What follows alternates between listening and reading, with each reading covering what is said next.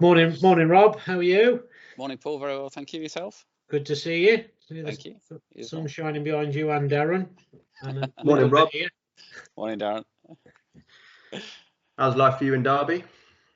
Yeah, it's a bit overcast this morning, but it's very, very busy. You know what it's like in Derby. We're always on the go. Is the traffic levels getting back to normality? Yeah, we're about 75% back to where we were in November 2019 now. That was the rates from a couple of weeks ago. Certainly in the morning coming into the office, you know, I'm in the office 2 or 3 days a week now. You know, the traffic queues are developing, so yeah. And possibly get a bit busier as of today now. Yeah, I mean, since the relaxation, when the schools went back, we saw kind of an increase in traffic then. And then when the hairdressers opened, we saw another increase. And I think we're anticipating another increase now. The nighttime economy is opening today. So, yeah. So, what are you going to talk to us about today? School enforcement, it's really a passionate sort of topic of yours. I know you sort of led the way in sort of increasing sort of school enforcement. So. Yeah, well, I put a few slides together just to go through to tell you what we did done in Derby to improve compliance outside schools, the school gate parking, the historical problem where the councillors' post bags were full by 85% of their post bag school parking problems, and we'd kind of exhausted everything in Derby from engineering, education, and enforcement, and we'd still not kind of got to the bottom of driver behaviour change. That includes foot patrols, camera cars, but we still couldn't achieve that driver change. So I just wanted to talk about what we did with one of our contractors, SEA, and developed a product with them, which proudly won us an award at the British Parking Awards in 2020. But more importantly, the actual driver behaviour change that we've achieved as a result of the Safe Haven Outside Schools product. So that's what I just wanted to have a chat about, really. Okay, well, you take it away. We'll share the screen, get your slides up. Yeah, so I think one thing to bear in mind that the Safe Haven Outside Schools project, it's not just about enforcement. It's got different threads and different strands of aims. So to improve clean air outside schools, you know, the parents will often turn up in the winter months, sit in the car, arrive half an hour early, and have the engine running, polluting the air outside the schools. It's aimed at active travel, encouraging cycling and walking, which is really, really important. And the presence of a camera outside of school, whilst the primary purpose isn't for antisocial behaviour or crime and disorder, the actual presence of a camera kind of improves safety and the perception of public safety in the area. And of course, one thing it also does, it enforces the parking restrictions outside the schools, namely the yellow zigzags, which are the crossing point for the children outside the school gate. So it's really important to remember that it's not just about enforcement. This project's aimed at delivering several different strands, but all aimed at making that haven outside the school much safer than it was before. And traditionally, we used to use a camera car to enforce outside schools, and the camera car would often get rain on the lens. It would sometimes mean it just captured the shot there and then. It wasn't a contextualised shot of what was happening at the time, which meant the evidence compiled wasn't always that compelling. Appellants could write to the council and say they were waiting to give way and our car overtook them. And whilst we thought that was, didn't have any credit or merit, we often found that difficult to disprove because the camera car then proceeded to another school and it just got that snapshot. The evidence wasn't the best. So we looked at what we needed and this is what we come up with. So bearing in mind that the images from the camera car weren't always perfect in the context, we can look at the image on the next slide, which is an image from our Safe Haven Outside School camera. It's a HD image. It's from a camera which is just pan and tilt. You'll see the grey areas are the privacy zone, so that means the operator can't look at things that they're not entitled to look at. The camera can't go left and right. It can only look at the parking restrictions in place. It's all very open and transparent. We repainted all the lines beforehand so we can see the zigzags nice and clear. The regulatory signage is in shot. So it's all about trying to promote the fact that the zigzags are there and they need complying with. It's not about catching people. And we've gone above and beyond here to try and make it as clear to drivers as we can. But you can see here that the image shows a yellow van parked and the doors open and it's on the zigzags. The camera car here will drive past that and just catch that snapshot. The operator watches this in real time, will see what's happening in real time, and then make a conscious decision as to whether or not a contravention occurred. And that image can be recorded for up to 3 minutes. It might be 30 seconds. This restriction is very strict. As soon as you stop, a contravention occurs. But we have to use our kind of pragmatic approach. If it's stopping to give way to a school crossing patrol, we're not going to issue a PCN. So that's where the personal eye behind the camera is really helpful to be able to see what's happening at the time. And if we look at the next slide, we can also see what the operator sees in real time. So we can now have one civil enforcement officer outside 4 schools at once, and each camera can issue 3 penalty charge notices at once. So one CEO can issue 12 PCNs at once, something that is not possible clearly at the roadside. School enforcement is also very emotive when this civil enforcement officers are at the roadside. Drivers will often return, abuse, aggression, violence is offered, and a confrontational situation. The CEO can't then enforce to other vehicles or encourage other vehicles not to park. So this solution here kind of achieves far more than we've ever been able to achieve before in terms of compliance with these restrictions. If we can move on to the next slide, that tells us one CEO at 4 schools. Now this kind of started as a trial back in late 2019, and we started with 5 cameras. The success that we had in achieving compliance meant that councillors were really behind this, this subject and this topic. And after all, who's not going to support safety outside the school gates? So with that in mind, the project expanded and a further trial took place. And we're now up to 22 cameras, and our cabinet member came to the Digital Enforcement Hub, a purpose acquired building that we've had to have just to house this area of work, state of the art. We've got kind of screens all over the place and a dedicated team who are specialised in enforcing this alone. This work isn't done by a normal civil enforcement officer. The City Council has recruited specialist staff to do this. And here's just a shot of a couple of screens within the Digital Enforcement Hub. Now we can move on, and that's us winning the award in London last year, and a very proud moment. And we've got representatives from SEA there. So I think that's where we are in terms of that. I don't know if we've got any stats on the next slide. So here's the stats. So 4,249 vehicles were issued a PCN for parking outside the school gates on the zigzags in 2020. I'm not a naive man, but when we started this project, I didn't think that the school gate parking was going to be as bad as that. Over 4,000 people stopped on the yellow zigzags. Quite poor.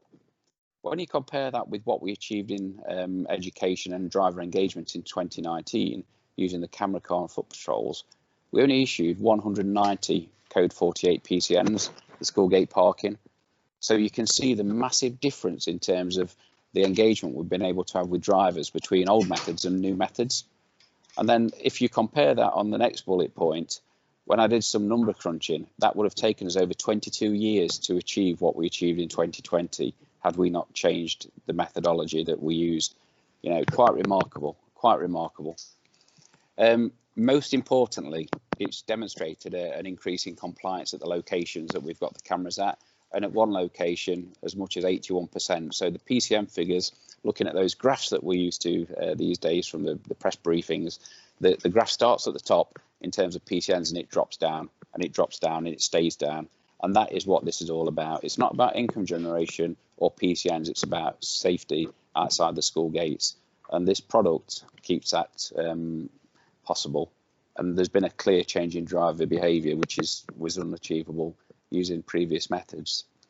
So kind of concluding my bit really here from these slides, what we had before was functional, it wasn't efficient, it wasn't producing the best results. There was nothing on the market that suited us. We sat down with SEA, we came up with something, and this product here now is being used in different council areas up and down the country, and to a good degree of success. And we're really proud that that idea was born in Derby and is now being used elsewhere in the country. So that's it from me on that bit. Brilliant, thank you, Rob. Looks really good actually, and I think the stats kind of speak for themselves, don't they, with the how it starts and utilising sort of an idea that was in Derby and promoting it and changing it to adapt to what's needed and so on is absolutely superb. And like I said, the stats kind of speak for themselves, don't they, with regards to enforcement. And I think the most important thing from that and the aspect of the compliancy is showing all the locations now. Can I ask, like, so when you go to a school and obviously school enforcement is needed outside that school, how does that work? So how do you locate the correct position for the camera? How do you put it up? Are they big? Are the cameras big? Are they visible? And how long do you enforce for? Is it one term, two, all year? How does that particularly work? We've got a dedicated team now within the Digital Enforcement Hub who will go out and do site surveys and site visits and identify the locations for the camera. They will then speak with SEA and say this is where we think the camera should go, and our SEA contact will then come and have a look and see if they agree with that. So our specialist team will also go out. We've got staff trained to go up in a cherry picker now to put the cameras up and move them round. So those council staff from our digital enforcement team within parking services save money as well, so we're not paying a contractor to go out and move cameras. With camera enforcement, it can only be used where you can't achieve compliance using traditional methods. So it's really important that we keep a track on compliance, and where compliance improves, we then move the camera to a different location. But we don't just not enforce at that location then. What we do is move the camera car back to that location. So the enforcement will be done using another method, and then the digital enforcement team receive complaints that compliance has dropped, or the school gets in touch with us, we can consider moving the camera back. So it's about being proportionate, Darren. It's not about just leaving a camera up to kind of generate income. It's to say we've achieved a really good level of compliance here. Now let's look at moving it to a location where compliance isn't as good, but let's complement the removal of the camera by some of traditional methods used in 2019.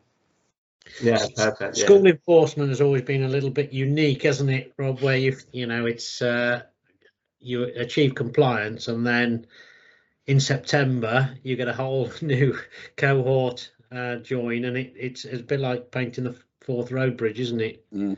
Have you found that you've got some really sort of poor locations that every September are at top of the list? Well, it's still a kind of a fledgling system, so the data is quite raw. What we do is engage with the schools. Before putting a camera up, we'll send a newsletter to the school to let them know to put it in their newsletter to the parents. Our digital enforcement team, through Kerry and Leon, engage with the head teachers to tell them what the purpose of the camera is for, and to encourage their newsletters and their communication to parents. It's about prevention. We want compliance. We don't want them stopping on the zigzags. And anything we can do to kind of prevent that helps. I think what you've got to remember, though, these locations have been previously enforced using another method, so it's nothing new. So the parents can't say you've just started doing this, because we've always been enforcing. This is just a different method of enforcement. So we're not starting from a position of we've never done it before. We've always done it. This is just a different way of doing it. So which helps us. In the past, a couple of schools have raised concerns that we're kind of maybe making parking harder elsewhere because we're displacing parking. And my argument is that the zigzags were never a legitimate parking place in the first place. So we can't displace something that's not legitimate. The schools are absolutely behind what we're doing. We've set up a dedicated inbox for this area of work as well. And that inbox sees emails on a regular basis from schools saying, when is it our turn? It's managing demand, but not just managing demand within Derby City Council's area, in other council areas. I think I've done probably over 20 presentations to other councils on what this does, because of the kind of unique product it is, and also the results it gets. And, we're proudly assisting another council within the Midlands at the moment with 4 of our cameras on a commercial basis, where the recordings are taking place and monitoring is taking place in Derby for that council. And whilst PCNs aren't being issued at the moment, we're using the cameras to establish are the problems outside the schools for that council. Because if there are, then this product could be something that they want to look at. And in a two-month period for this council, at 4 locations, over 3,000 vehicles have stopped on the zigzags. you know, really poor Major compliance. problem, yeah. Yeah. Which assists the parking manager in this authority to now have some real data, tangible data she can talk to her cabinet member about, say, we've got a real problem here. We thought we had a problem from the data we got and the complaints, but I can now tell you this is the problem. And I am absolutely confident by introduction of this product, they will also see that graph go down and down. So just remind me, how many cameras was it you said, and how many schools are you sort of actively sort of covering with those? We have 22 cameras at the moment, and there's 52 schools in Derby with a traffic regulation order. So there's 30 sites which are patrolled using foot patrols and our 2 camera cars, and 22 of them have got a static camera. So the intention is to sort of generally try and cover all of them at some point, or if the need is there. If the need is there, yeah. We've got another 8 sites waiting on the back burner at the moment for when compliance improves, and we look at compliance term on term. We don't make a decision based on one term. We look for consistency over 2 terms, and that demonstrates that. Because really, what is an acceptable level of compliance? Some people could say 1's too many, but we have to be proportionate about it. And I think, you know, if we're down in the 1's and 2's per month, that tells us we can probably tackle that with a different method, and the camera might make that positive impact elsewhere. Rob, you say you're helping obviously another local authority or different local authorities around the Midlands and around the country and so on. Can that be done from your digital enforcement hub? Because obviously not all councils would be lucky enough to be able to go sort of full on with a digital enforcement hub, which looks really good. And I mean, to be honest, I think most councils should probably have something like that are running. How does that work? How would that work for you the guys, images, for local authorities? The images transfer back in over 4G. So from this authority, around 60 miles away, those images come back in 4G to our digital enforcement hub, and they can be monitored live. So it is as simple as that. You know, if you came in here and watched the cameras from this authority, you'd think they were just round the corner. There's no lag. The quality is absolutely perfect. But it's got to be borne in mind that we've not just arrived here today. A lot of hard work's gone into it, and there's been a lot of snagging along the way. But by us kind of investing in what we have done with SEA, it's meant that the product out there now on the ground is the best it can be. We are always looking for improvements where we can do. But it's you know, for other authorities, we can watch and monitor those cameras remotely, which saves them having to set up a hub themselves or staff it themselves. And we're purpose built to do that now here. So I think it's a real opportunity for other councils to tackle that all ever emotive issue of schoolgate parking. No, definitely. I think sort of the time and effort, like you say, I mean, from 2019, we're 2 years now from that. The time and effort, I think, is undoubtable. Like, it's undoubted that, like I say, the locations, positions, and where they go, and time and effort, and signals, and so on, all need to be tested and run properly. What was the public response to this? Have you got much on? Obviously, the council back you up fully. Cabinet members, other local authorities, obviously, are clearly jumping for this as well. But what was the public response to this? I think no one could not like schoolgate parking, Darren. You know, the enforcement of it, because it's with parking enforcement, people often look at it in a very dim manner. I was only 10 minutes late. I've only been a minute to go to the cash point. People have a bit of sympathy for those drivers who get caught.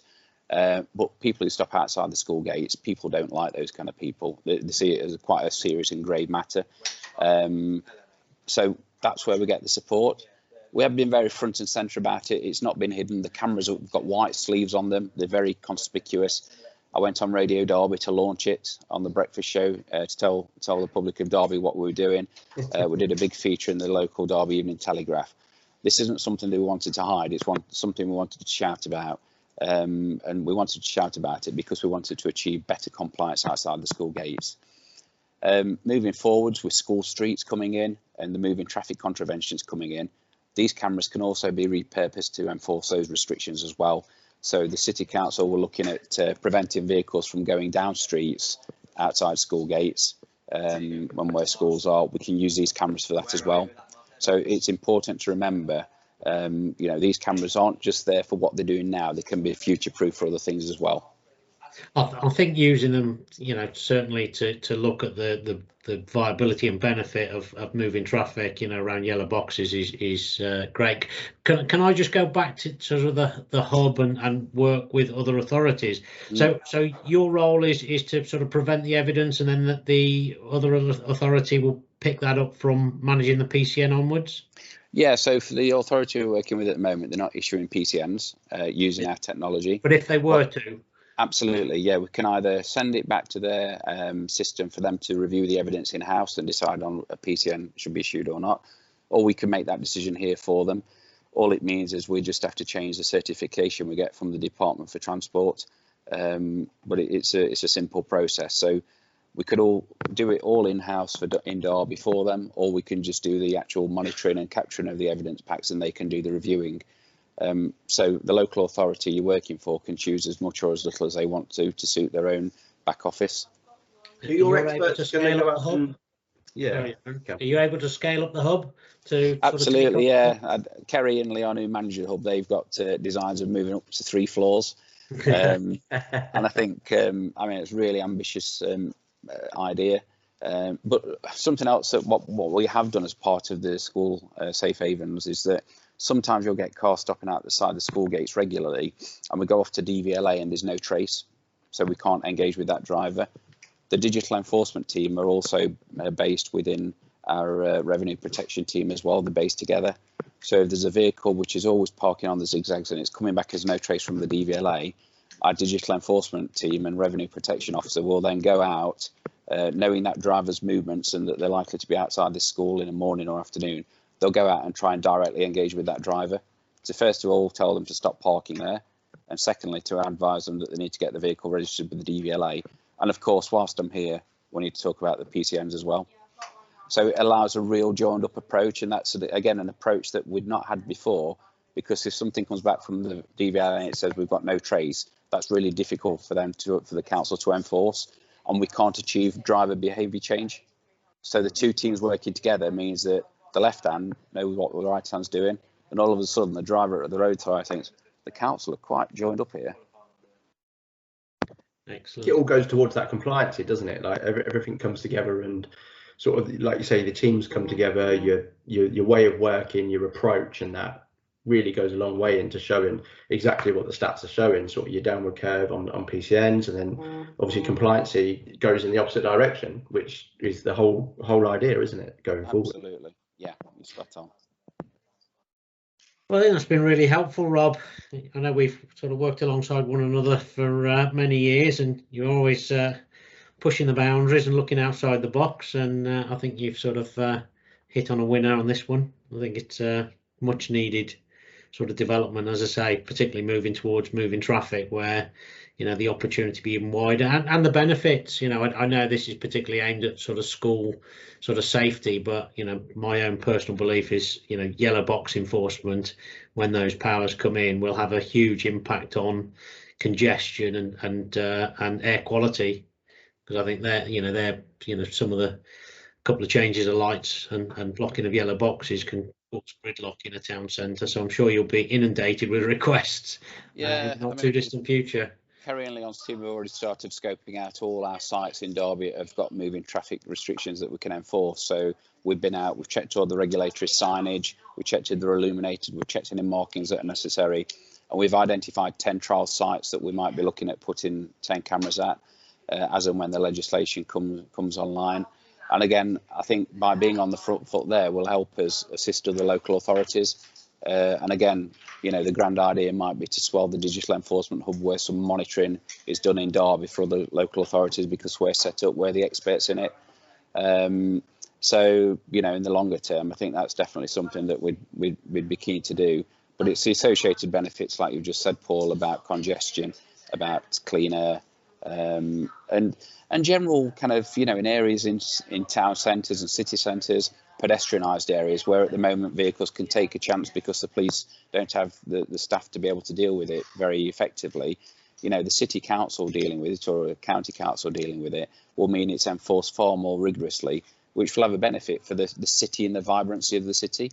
Only a couple of weeks ago I was walking in the city centre, in a pedestrianised area, and there's a chap with a white stick being guided by somebody, and a car was just driving down towards them, and that's a pedestrianised area, and that driver will kind of just keep doing that, and that disabled person probably won't feel safe to come into Derby city centre again, and we can help stop that and change that driver behaviour. So I think the moving traffic will kind of, not just from an improved compliance point of view, but also help people's kind of public safety perception. Great. Yeah, I don't think I've got anything else. Anything from you, Darren? No, definitely. And just really finally, thank you, Rob, for thinking this way towards the parking industry and sort of taking the ideas and really sort of pushing them beyond sort of the normal everyday thinking, really, and promoting it and pushing it forward for other local authorities as well to take advantage of your forward thinking and leading the way. And I think, certainly in Scotland, I did talk to the BPA Scotland Expo a couple of months ago, and these aren't powers that Scotland have got at the moment to be able to use cameras for this. Scotland found it really useful because it stimulates some thoughts for when they do get the powers. There's a ready-made solution in England. Let's just roll it out in Scotland. So it's learning from each other. And this is just where all the councils are kind of jumping on the back of what we've done, which is great because it all works towards making school gate parking safer. Great. All right. Well, thanks very much for that, Rob. It's great to see you again, and hopefully we'll catch up in person in the not too distant future. Yeah, lovely to see you both. Take care. Thanks, Rob. All the best. Thank you, Rob. Thanks. Bye.